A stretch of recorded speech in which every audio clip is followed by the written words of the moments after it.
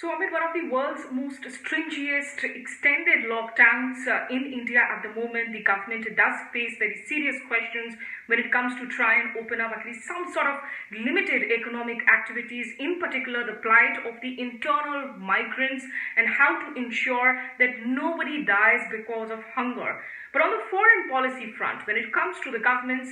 regional and also the larger international coordinated response, now some of the key things that the government has been doing is in terms of the supply of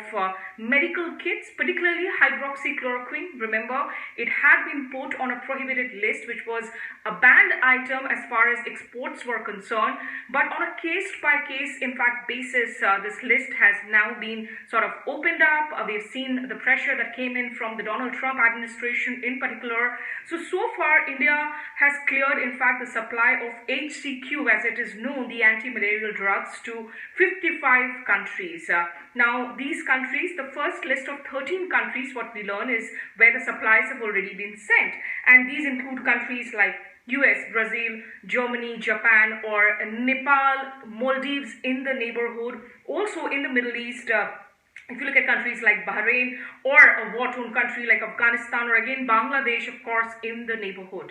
But at the same time, the Indian missions, the embassies, the consulates, what they are also doing is they are trying to identify countries from where India itself can source PPE kits in particular. Now, sources are telling us that while India is expecting a large consignment of nearly 6.5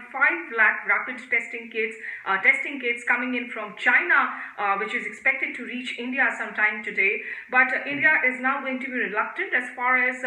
bringing in PPE kits from China is concerned. However, officials, when asked about the faulty nature of the testing kits, have been saying that they are being sourced from companies that do meet export standards, something that the Chinese embassy in New Delhi also wants to be stressing upon and ensuring that the Indian government, in their, in fact, readout put out today, they are saying that whenever you are sourcing in from companies, make sure that they are on the verified qualification lists of the government in Beijing as well. But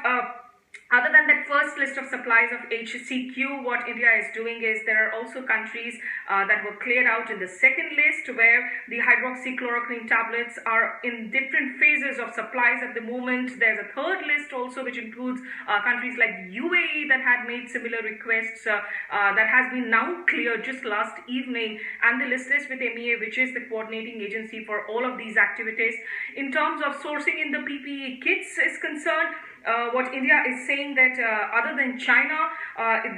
they have also received the quotations that have come in from companies in UK, Malaysia, France, Canada, also the United States, and some leads have been obtained from companies in Germany and Japan, which the respective Indian missions are now following up on. But the other thing that the Indian government is very clear about is that no evacuations unless it's an absolutely dire emergency state from country like Italy or Iran, where those staying put are at a greater risk. For now, the Indian government continues to say that stay put wherever you are, be in touch with the Indian missions and also with the community organizations who do seem to be doing, in fact, a fairly extensive networking job of trying to reach out to stranded Indians, in particular students, with ration supplies to even medical supplies where needed. Visas is something that the discussions are on with different countries, in particular the United States. But so far, in fact, the number of Indians overseas who have been infected, who have been tested positive with the coronavirus, that stands at 3,336, and 25 Indians have reportedly died so far overseas because of the virus. But officials are hoping that the number of cases of recovery of Indians who are in places outside of India so far has been one positive indicator, and as long as they're adhering to all norms of social distancing, sanitation, hygiene, their chances of actually sort of improving their health conditions and recovering is far better if they do not travel at the moment, where they will